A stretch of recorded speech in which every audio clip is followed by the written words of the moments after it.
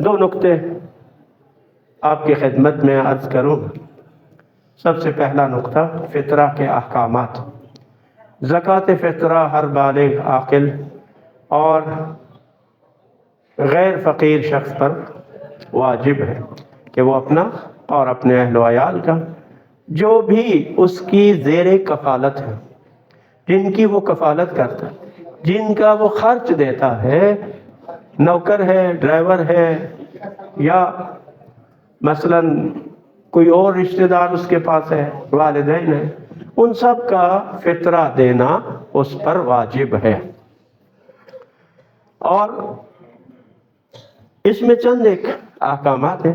اس میں پہلا حکم یہ ہے کہ فطرہ آپ شیعہ اثنا عشری فقیر کو دیں گے. شیعہ اثنا عشری یعنی 12 امام، یعنی کسی اور کو آپ نہیں دے سکتے. ٹھیک ہے.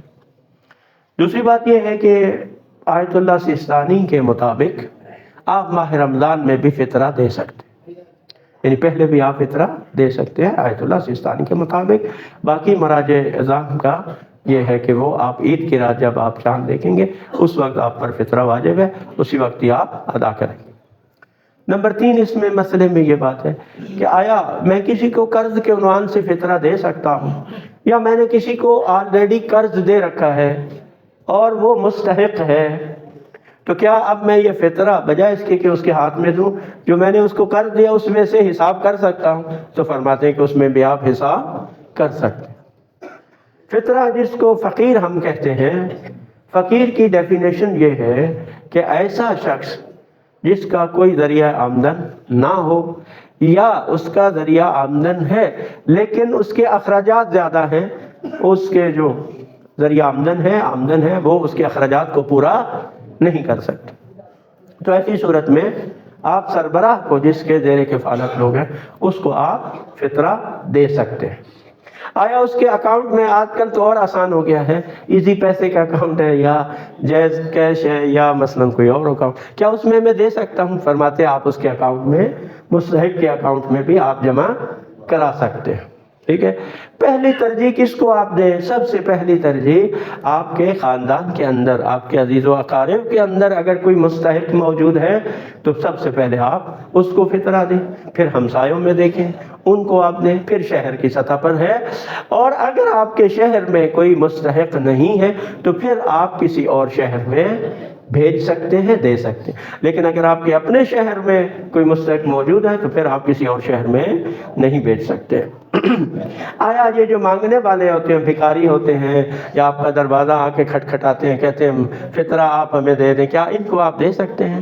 بھکاریوں کو آپ دے سکتے ہیں؟ تو آپ ان کو نہیں، فطرہ نہیں دے سکتے، مگر یہ کہ آپ کو یقین ہو کہ یہ شخص شیعہ اثنا عشری ہے اور مستحق ہے. مستحق کی وہ آپ کو تعریف میں نے آپ کی خدمت میں کر دی. آیا اب بعض لوگ یہ سوال کرتے ہیں کہ بھئی یہ غریب ہیں، ان کو ہم کپڑے لے کے دے دیں، یہ کریں وہ کریں. نہیں، فطرہ جو ہے، جو آپ نے نکالا ہے، آپ اس کو تبدیل نہیں کر سکتے، آپ اس کو کوئی چیز نہیں لے کے دے سکتے. ٹھیک، آپ اس کو ویسا جو فطرہ آپ نے حتیٰ جو فطرہ آپ نے نکال کے رکھا ہے اس کو تبدیل بھی نہیں کر سکتے. حتیٰ یہاں تک بھی ہے کہ آپ مثال کے طور پر وہ کھلے پیسے ہیں، آپ کو کھلے پیسوں کی ضرورت ہے، جو فطرہ آپ نے نکال کے رکھا ہے وہ کیا ہے؟ کھلے پیسے. ابھی آپ کو بچے کو آپ نے کوئی عیدی دینی، آپ کہتے ہیں چلو ادھر سے کھلا کرا لو، تو یہاں تک بھی اجازت کہتے نہیں، کیونکہ یہ بھی تبدیل کے موارد میں آتی ہے بات، لہذا اتنا بھی آپ نہیں کر سکتے. لہذا فقیر کو، مستحق کو، فقیر اس معنی میں نہ یہ فقیر جو ہمارے روزمرہ، جو مستحق ہے اس کو بے عین ہی آپ اس کو فطرہ دیں گے. ٹھیک ہے. آپ مگر یہ کہ آپ اگر ان کے وکیل ہوں، اس نے آپ کو وکیل بنایا ہو، تو پھر اس صورت میں آپ کیا ہے، اس کے لیے کوئی چیز جو ہے وہ خرید کے دے سکتے ہیں. ٹھیک ہے. تو یہ مسائل ہے. باقی اگر کسی کو کوئی خاص مسئلہ ہو تو وہ نماز کے بعد میں ادھر ہوں گا، وہ پوچھ سکتا ہے. کوئی بھی اس کے ذہن میں کوئی سوال ہو فطرے کے متعلق تو میں حاضر ہوں. جی، وہ جو غیر سادات ہے وہ سید کو فطرہ نہیں دے سکتے. ٹھیک ہے. سید کو فطرہ دے سکتا ہے، سید غیر سید کو بھی دے سکتا ہے، لیکن غیر سید کو فطرہ نہیں دے سکتا. اس پر لینا جائز نہیں ہے، اس پر دینا جائز نہیں. اب یہ ہے کہ ہر سال یہ سوال ہوتا ہے اور ہر سال ہی ہم اس کو بڑی وضاحت کے ساتھ جواب دیتے ہیں. ٹھیک ہے بھائی، فطرہ جو ہے، جو آپ یعنی علاقے کی عمومی غذا ہے، لوگ کیا کھاتے ہیں، اس جنس میں سے آپ فی کس 3 کلو آپ نے فطرہ دینا. فی کس یعنی فی نفر. اب فی نفر آپ نے 3 کلو فطرہ دینا، یا آپ اس کی قیمت دے سکتے ہیں. چاول، گندم، یہ چونکہ عام لوگوں کی غذا ہے، آٹا، یہ خود یعنی جنس یا اس کی قیمت آپ بطور فطرہ کیا کر سکتے دے سکتے ہیں. اور ہر شخص ہم یہی بتاتے ہیں بھائی ہر سال کہ بھائی آپ خود خریدتے ہیں، دکان سے خریدتے ہیں، سارا سال آپ یہ چیزیں خریدتے ہیں، لیکن ماہ رمضان میں وہ یہ کہ آپ کہتے ہیں اس کی قیمت ہمیں بتائیں. ٹھیک ہے، تو ہم تو آپ کو ایک تقریباً بتاتے ہیں، یا جو عام بازار میں چل رہی ہوتی ہے. تو جو ہمارے دوستوں نے بازار سے ادھر ادھر سب پتہ تو 300 روپے فی کس کے حساب سے ہے. لیکن آپ زیادہ دینا چاہیں، آپ سمجھتے ہیں یہ زیادہ ہے، قیمت کم ہے، آپ اتنا فطرہ دیں، وہ آپ پر ڈیپینڈ کرتا ہے. ٹھیک ہے، لیکن اوسطاً 300 روپے فی کس کے حساب سے فطرے کا ہمیں سمجھ آئی ہے کہ یہ ایک جو ہے فطرہ ہے. اب ایک اور مسئلہ ہے، یہ بہت اہم ہے، ذرا آپ توجہ سے سماعت کیجئے گا، کیونکہ ابھی کوئی ایک کلپ بھی وائرل ہوا ہے اور اس میں انہوں نے غلط فہمی ایجاد کی ہے، اور اس جو کلپ بنانے والا ہے بہرحال اس نے شاید پورا نہیں بنایا یا کچھ مسائل رہ گئے ہیں، اس لیے آپ ذرا توجہ سے سماعت کیجئے گا.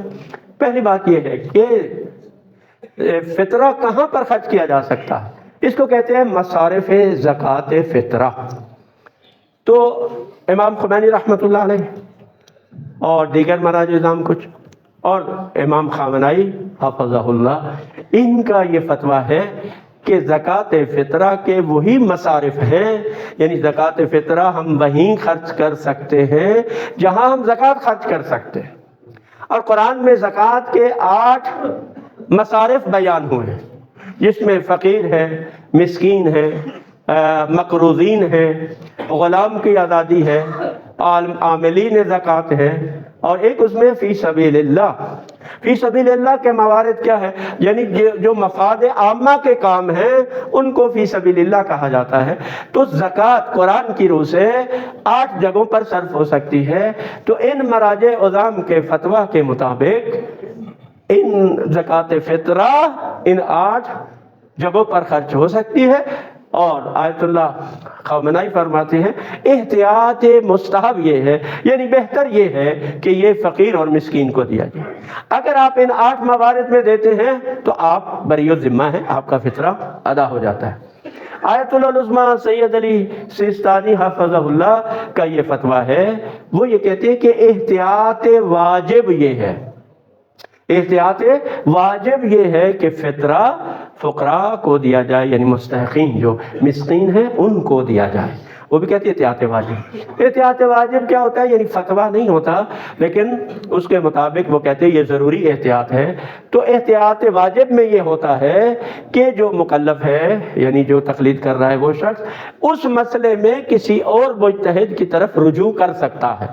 اگر اسی پر عمل کرنا چاہتا ہے تو بہتر، لیکن اگر وہ اس پر عمل مثلا کسی اور مجتہد کی طرف اس فتوے میں رجوع کر سکتا ہے.